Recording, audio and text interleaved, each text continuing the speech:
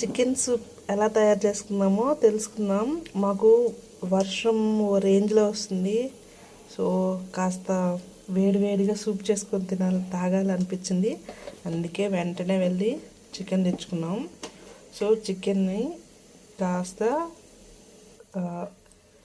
ఉడకబెట్టుకోవాలి వాటర్లో. సో తర్వాత చూడండి ఇలా కనిపిస్తుంది కదా. సో ఆ వాటర్లో అల్లం వెల్లుల్లి పేస్ట్, పచ్చిమిర్చి, టమోటాస్, ఆనియన్స్,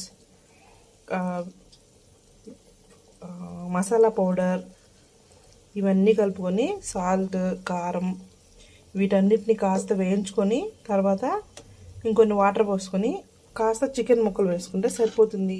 వేడివేడిగా చూడండి ఎలా వస్తుందో. వేడి వేడి చికెన్ సూప్ రెడీ అయిపోయింది.